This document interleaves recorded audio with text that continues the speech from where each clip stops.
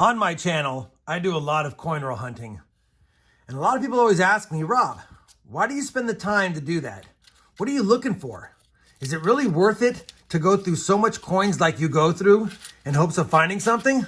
Well, yeah, because when I'm searching through coins, I'm always looking for something that is worth more than just its face value.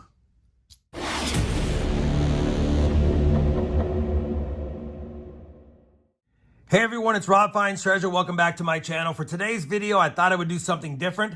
I thought I would talk to you about looking for opportunities out there that might be worth more than just face value. Let's take, for example, this silver quarter from 1964. Its face value is only 25 cents. For those that don't know that it's silver, they'll spend it on purchases for only 25 cents, even though it has a silver intrinsic value of well over $5, even at today's market prices. Obviously, the following year, 1965, and all of the newer quarters are made with clad and not silver, and they're only worth 25 cents typically, or they're only worth their face value. So, if we just were to look at face value on these two items, they're both worth a quarter, but one is worth much more.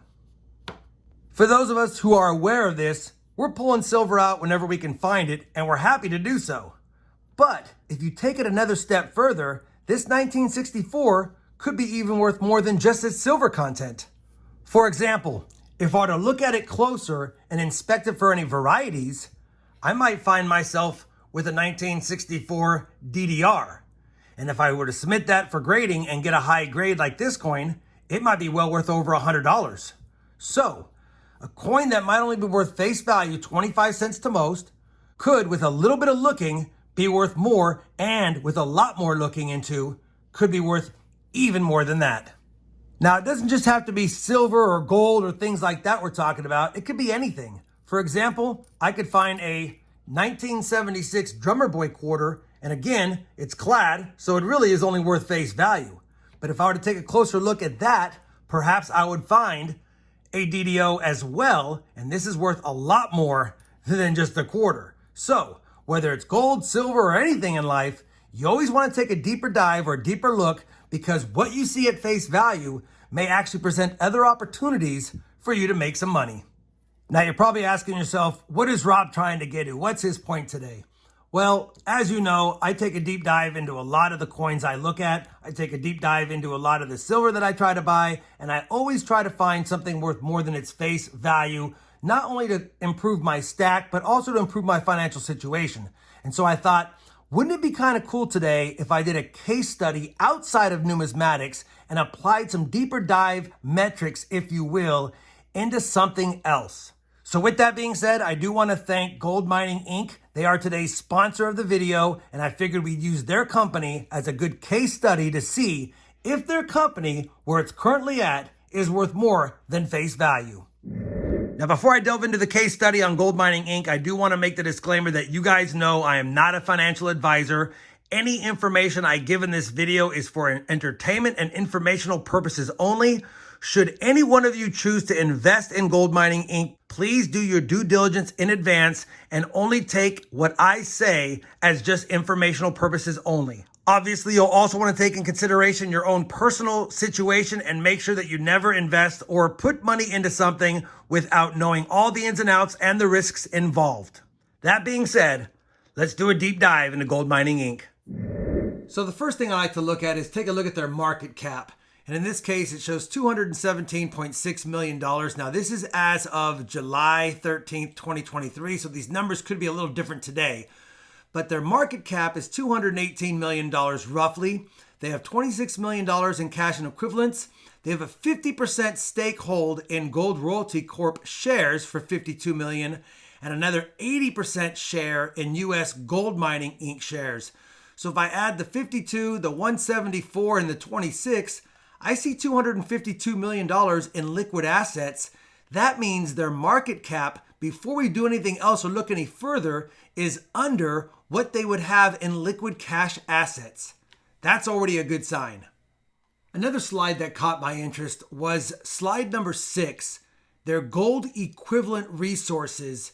If you add these two columns together, it looks like we have 23 million ounces of gold resources. Now, 13.4 are measured and indicated. That means they've done the drilling, they've tested the ground.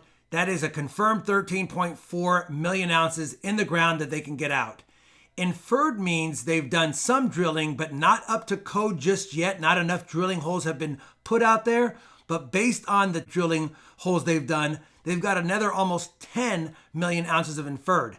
That's 23 million ounces of gold resource that's not accounted for yet. Now, I know what you're thinking. Rob, it's not accounted for because it's not out of the ground. And last I checked, one bird in the hand is better than two in the bush. And you're right. But let me explain it a little bit further. The industry standard for gold equivalent resources, these are millions of ounces that are still in the ground that have not been mined yet, pays about $30 per ounce. $30 per ounce. So 30 times 23 million is north of $600 million. Now that's just the industry standard. Obviously deals can be made for $40 or $50 an ounce, and if gold starts going on a bullish run, it'll make it worth even more. So it got me thinking, is it possible that the market is missing it? Why are they not valuing it? So I thought the first thing I should do is take a look at the leadership team, and I noticed Amir Adnani, who's the founder and co-chairman of the company, also was the founder of Uranium Energy Corp, and he also ran Uranium Royalty Corp. Both those companies are up over 400%. So coupling that knowledge with Amir's managerial skills and his corporate expertise, I think it makes this stock pick a pretty interesting one. Obviously, an interesting company doesn't make it a company that I'm going to invest in without doing a little more research. Yes, they have an experienced leadership team. Yes, they have 23 million ounces of gold equivalent resources in the ground that's not really being valued by the market. But I also wanted to find out how well this company has performed when gold has been on a bullish run, because as you know, if gold does go on a bullish run, it's going to drive the price up. How's this company compared to other companies when that has happened before? The two charts in front of you show the last two times that gold was rising in price. From December 15 through June of 16, gold went up 31%. The junior mining companies went up 160%, but Gold Mining Incorporated went up 525%. If you look at May of 2019 to August 2020, gold rose 58%, 112% for other junior mining companies, and over 400% for Gold Mining Inc. as well. Wow. Well, all that sounds great, but I asked the question again, why is the market not valuing this company? And so I went ahead and took a quick peek at what the analysts are saying. And sure enough, they're recommending this company as a buy, and their price target is $5.75 per share. Now that would be quite a big jump. That is just what the analysts are saying, but it looks like the analysts see what I'm seeing in this company's presentation. That being said, we didn't even go through a lot of this presentation. There's so much here, and I do encourage you to go to goldmining.com and download their company presentation if it's something you want to do, to take a look at all the projects they have going on and some other information and charts that would help educate you even further. This was just a quick little video that I did so that you guys can see what I look at when I'm trying to decide whether or not a company has extra value other than face value.